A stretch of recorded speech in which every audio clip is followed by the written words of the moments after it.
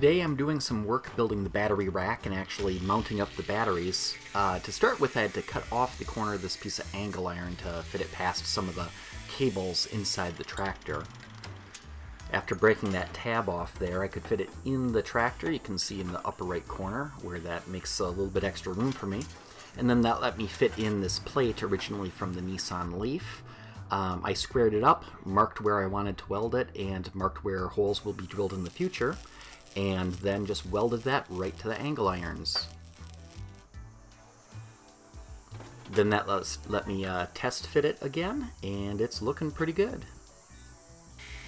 Next, I needed to cut some 1/4-20. These are 3 foot long. I cut them in half, and then that way I had 4 pieces, 1.5 feet long each. I threaded them into the bottom plate, and then that let me start sliding the Nissan Leaf cell modules onto the threaded rod.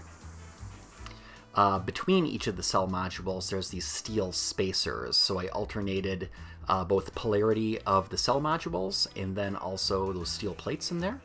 When I was done, I put the top plate on and then squeezed that down with some washers and nuts. And you can actually see the difference what this looks like.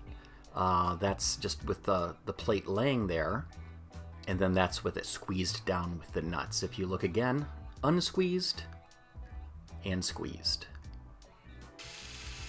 After that, I just cut off the extra threaded rod, set that to the side, save that for later. And then I test fit the entire battery pack down into the tractor. Looks good. Here we go, just doing a basically a test fit of where the battery is going. You can see the front of the Nissan Leaf cell modules. They're actually hanging down from this plate and these crossbars. The crossbars, I'll drill a hole, put a bolt into the frame here on the 4 corners, and then up on the front, that gives me room for all my power connections, including going up to the motor controller.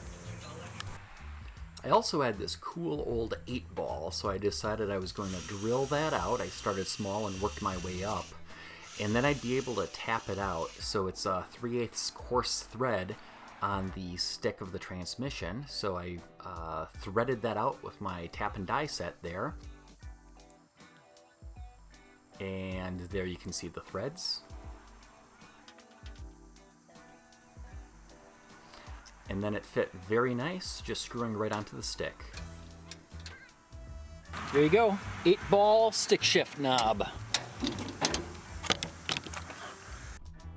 That's it for today, but I'd love it if you'd subscribe, check out some of my other videos, and visit 300mpg.org for more clean transportation projects. Until next time, stay charged up.